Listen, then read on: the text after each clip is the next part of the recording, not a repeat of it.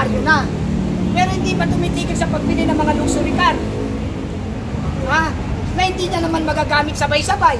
Yes. Eh ano purpose niyan doon sa maraming sasakyan na yun? Kaya nga dapat, in government, dapat meron talagang kaparusahan na kamatayan para matigil na ang pangungurakot at ang pondo ay mapunta sa isang tunay na proyekto na pakikinabangan ng mga mamamayang Pilipino. Tayo ang dapat na inuuna, hindi ang kanilang mga pamilya. Kaya nga tinatawag silang public servant. Ano ibig sabihin ng public servant? Tagapaglingkod o tagapagserbisyo ng publiko. Ang tanong, sino ang publiko? Di ba tayo?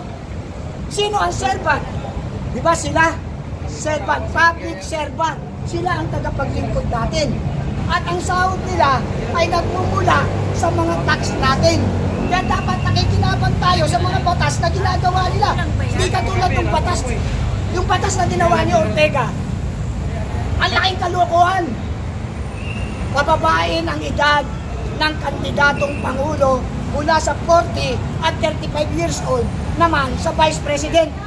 Sir, pakikinabang ba tayo dyan? Sa palagay mo, bakit na lang inuna ng mga congressman natin? Yung pababae ng edad ng mga tumatakbo sa mataas na posisyon. Tanungin kita ngayon, babalik ko. Okay, sagutin ko na lang. Tanong ko, initial na lang para mag-isip sila. Si SM, Congressman SM, ilang taon na yan? Si Congressman SM, ilang taon? Basta mag-35 yata siya sa 2028. Ibig sabihin, he is entitled to run as president as per the approved law, kung maaprubahan. May balak pala. Ay, hindi lang balak yan. Talagang yan ang gusto nilang mangyari. Pinahanda na nila yung mga manok nila na ilalaban sa darating na 2028 election. Hindi entitled yun. Bakit? Bata pa yun.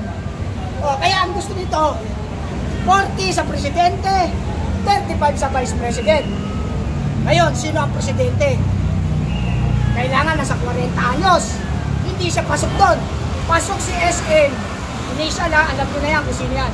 Pasok si SM. Doon. SM sir, sabihin mo na kasi. Wag, pare. Ano tayo? Kumbaga, hindi naman puro tayo tabang dyan. Kailangan, we are protective din tayo sa sarili natin. Kasi, abnormal na nga ang batas eh. Wala silang nire-respetong batas. Ang batas ay pinuputas nila. Kaya minsan, kailangan tayo, hindi lang tayo maging matapang, kailangan maging matalino, maging wais, tuso. Hindi nila tayo kailangan maisahan. Hindi marinig daw. Kaya kung tutusin, yung 40 to 35 ni Congressman Ortega, sila makikinabang yan, hindi tayo. Dapat ang batas yung para sa mamayan, hindi para sa kanila. For political benefits yan. Isipin mo, 35 years old, pwede na mag-vice president. Sino ba yung mga possibility na may pera dyan na kaya mag-vice president? Tama. Kaya para sa akin, yung batas ni Congressman Ortega o Paulo Ortega na yan ay hindi makatarungan para sa mga mamamayang Pilipino. Yan ay isang tahasang paghahanda nila na may magaganap talaga na malaking manipulation sa 2028 election. Kaya gusto nila ang kandidato ng president at vice president ay pababain ng edad dahil marami silang mga pwede gamitin na yung may mga may pera. Yan si SM na yan, napaka-bilyonaryo din yan. Kayang-kaya na tumakbo at manalo gamit ang pera. So sir, parang planado pala to? Planado talaga. 100%. Sir, nasabi mo na rin lang na mga bilyonaryo. Ano masasabi mo sa paglaki ng asset ng mga politiko, yung mga salin nila? Yun nga, yan, tama Brad. Yan nga nakakagulat dyan. Yung salin na yan, supposed to be hindi rin nasusunod. Kasi may requirement yan eh. Kapag sumusobra ka na sa statement of account mo and liabilities mo, dapat meron ng personal checking o iimbestigahan ka na o sumusobra ka na. Ang salin mong inano sa amin, piniresent mo sa amin, eto lang. Bakit ganito? Bakit biglang lumobo? Wala ka namang ano. Sir, sa tingin mo, dapat imbestigahan yung sinasabi ni Mayor Baste, yung 200 million ni Romualdez naging 3 billion noong 2025. Dapat talaga, dapat. Ito yung 125 million na clear sa COA, iniimbestigahan eh. Oh, di ba sila nagsusulong? Yung confidential pa ni Ma'am VP Sara Duterte. O di ba 125 million lang yun na clear sa COA, clear sa Commission on Audit. Pero ano ginagawa nila? Pinipilit nila na anomalya yun kahit kinilir ng Commission on Audit. How much dun sa bilyon? Mas dapat imbestigahan yung bilyon-bilyon na anomalya. PhilHealth na nawala, Maharlika, yung ginto na maraming inilabas sa PhilHealth. Oh, ang dami niya na dapat imbestigahan, hindi ba nila inimbestigahan? Na bilyon-bilyon, hindi basta bilyon. Kasi nga, pinili lang nila si Ma'am Sara, VP Sara Duterte dahil ayaw nga nila itong makatakbo pa sa 2028 election. That is a color of politics. Pero ito lang masasabi ko. Ito lang, in general concern. Hindi na ito usapin ng politika. Hindi na ito usapin ng kusinong mga politiko yan. Ito ay usapin ng problema ng bayan at mamayan. Kaya dapat unahin nila ang pagsiservisyo sa bayan at mamayan. Yung politika na yan, tabi muna natin. Napag-iiwanan na tayo sa Asian country na dati tayo nangunguna. Ngayon ano? Binabastos na mga OFW natin sa labas ng bansa. Hindi na nire-respeto. Kasi nga, mismong gobyerno natin hindi rumerespeto sa mga mamamayan nito. Kaya pagdating sa ibang bansa, tae kami. Kaya sana kayong mga politiko, magising na kayo. Hindi naman lahat. Dahil matino naman si Senator Bato, matino. Senator Bongo, matino. Senator Marcoleta, matino. Maraming matino dyan. Na outnumber. Maawa kayo sa bansang Pilipinas. Kayong mga politiko, dinalal namin kayo dyan para tulungan ang mga mayang Pilipino na paundarin ang mga buhay nito. Hindi para agrabyaduhin o pagnakawan nyo ng pera o pondo ng bayan. Magtulungan kayo, pangatin nyo ang Pilipinas.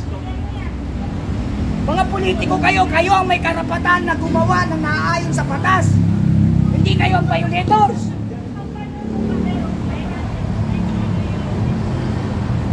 Sir, mabalik tayo doon sa ginagawang investigasyon dito sa flood control natin. Kanino ba or sino ang mas pinagtitiwalaan nyo? Yun ho bang investigasyon sa Kongreso or yung investigasyon ng Blue Ribbon sa pangunguna ni Senator Marcoleta? Yun, mas pinagkakatiwalaan ko yung Blue Ribbon under the Senator Marcoleta investigation. Dahil yun ay may prinsipyo para sa bayan at mamayan. Hindi ako magtitiwala sa independent panel na sila rin ang may likha. Dahil sila rin ang ugat kung bakit may anomalya sa flood control project. Ginagawa lang nila magkaroon ng independent panel for investigation for flood control para makontrol din nila ang investigasyon at matago ang mga tunay na salarin. Doon ako magtitiwala sa investigasyon ng Blue Ribbon Committee ni Senator Marcoleta. I trust Senator Marcoleta to fight and concern for Filipino people.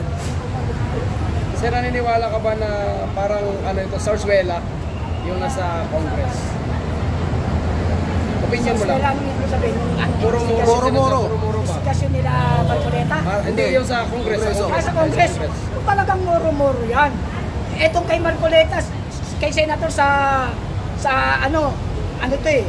makatarungan pa to eh. Dahil maraming nailalabas dito. Yung sa Kongreso, moro-moro yan. Bakit ko nasabi? Sino ba ang speaker sa congressman? Sa Kongreso, sino ang speaker dyan? Sino? Oh, bakit natin paniniwalaan?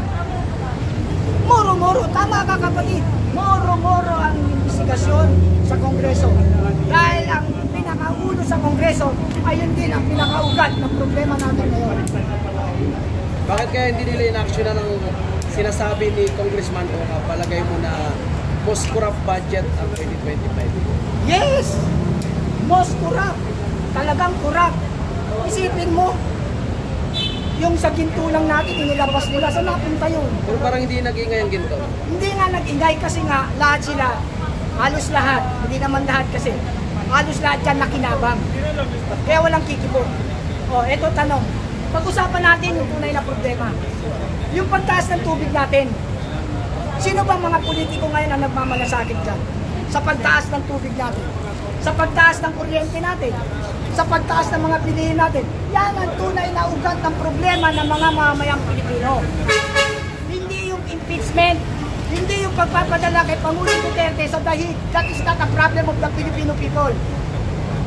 That is another creation of problem. Kaya dapat ang unahin nila na gampanan ay ang pagpapaunlad sa ating bansa at sa mamamayan nito. Kawawang-kawawa na po ang mamamayang Pilipino na paulit-ulit na lamang ninyong binubusabos. Ninanakawan. Tama no, kasi bakit unahin nila yung batas para Yes. sa pagpapababa ng edad kung may mas priority? Yes. Kung sinusulong ni Marcolita, yung Yun, kliyente. pwede yun. Sir, dun sa sinusulong po nila na panukalang batas na